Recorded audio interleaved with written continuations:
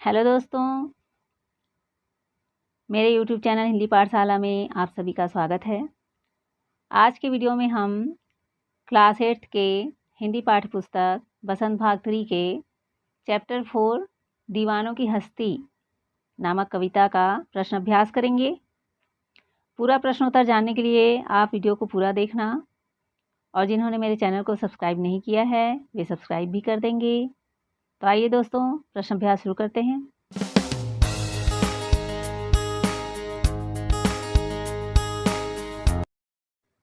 कविता से पहला प्रश्न है, कवि ने अपने आने को उल्लास और जाने को आंसू बनकर बह जाना क्यों कहा है?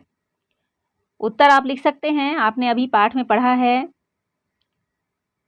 उसके ऐसा प्रसंग अर्थ को भी पढ़ा है पूर्व में। तो आप उत्तर इस प्रकार से लिख सकते हैं, कवि ने अपने आने को उल्लास कहकर इसलिए कहा है क्योंकि कवि ने अपने आने को उल्लास इसलिए कहा है क्योंकि जहाँ भी वह जाता है मस्ती का आलम लेकर जाता है। वहाँ लोगों के मन प्रसन्न हो जाते हैं, पर जब वह उस स्थान को छोड़कर आगे जाता है तब उसे तथा वहाँ के लोगों को दुख होता है। विदाई के क्षणों में उसकी आंखों से आंसू बह निकलते हैं। आगे का प्रश्न देखिए, भिखमंगों की दुनिया में बेरोक प्यार लुटाने वाला कवि ऐसा क्यों कहता है कि वह अपने हृदय पर असफलता का एक निशान भार की तरह लेकर जा रहा है? क्या वह निराश है या प्रसन्न है? उत्तर आप इस प्रकार लिख सकते हैं। यहाँ भिखमंगों की दुनिया से कवि का आशय है कि यह दुनिया केवल लेना जानती है, देना नहीं। पर कवि ने भी इस दुनिया को प्यार दिया, पर इसके बदले में उसे वह प्यार नहीं मिला जिसकी वह आशा करता है। कवि निराश है। वह समझता है कि प्यार और खुशियाँ लोगों के जीवन में भरने में वह असफल रहा। दुनिया अभी भी सांसारिक विषयों में उलझी हुई है, अर्थात दुनिया अभी भी तेरा मेरा और माया मोह में उलझी हुई है। आगे का प्रश्न देखिए, कविता में ऐसी कौन सी बात है जो आपको सबसे अच्छी लगी?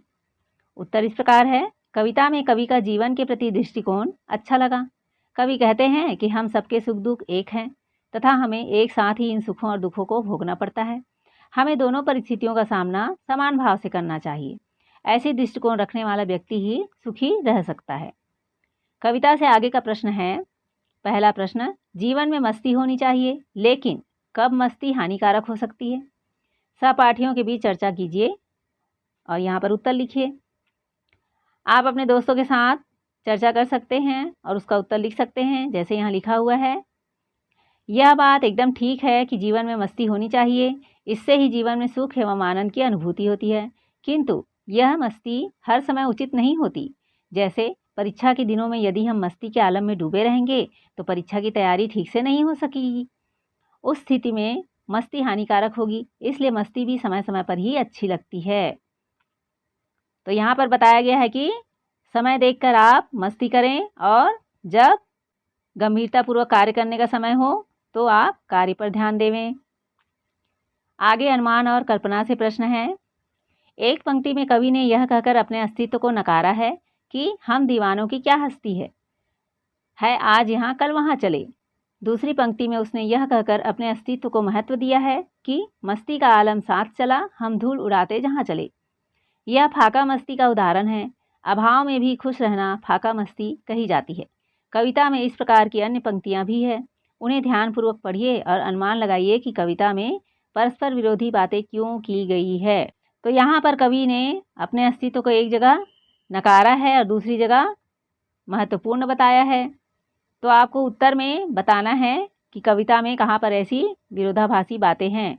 यहाँ लिखा गया है विरोधाभास वाली काव्य पंक्तियाँ। पहला है, हम स्वयं बंधे थे और स्वयं हम अपने बंधन तोड़ चले। यहाँ स्वयं बंध कर फिर स्वयं अपने बंधनों को तोड़ने की बात कही गई है। दूसरी पंक्ति है, आए बनकर उल्लास अभी, आंसू बनकर बह चले अभी।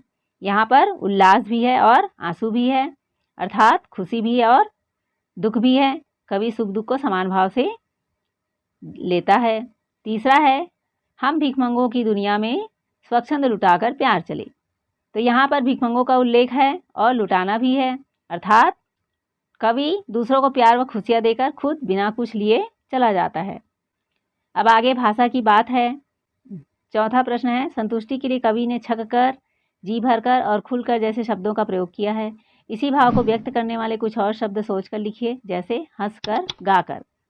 तो उत्तर आप सोचकर लिख सकते हैं। जैसे यहाँ लिखा हुआ है, खींचकर, पीकर, मुस्कुराकर, देकर, भरकर, चखकर, नौकर, थककर। इस प्रकार से आप भी उत्तर सोचकर लिख सकते हैं। तो दोस्तों, मैं उम्मीद करती हूँ कि आप इस पाठ के सभी प्रश्न उत्तर को समझ गए होंगे। इस कविता के संदर्भ, प्रसंग और व्याख्या का वीडियो भी मैंने बनाया है, जिसके लिंक डिस्क्रिप्शन बॉक्स पर दिए गए हैं। उसे क्लिक करके आप व्याख्या जान सकते हैं। दोस्तों, अगर ये वीडियो अच्छी लगी हो तो अपने दोस्तों के साथ ज़रूर शेयर कीजिए, लाइक कीजिए और मेरे चैनल को भी सब्सक्राइब कर दीजिए। हम अगले पाठ में फिर मिलेंगे दोस्तों। Thank you.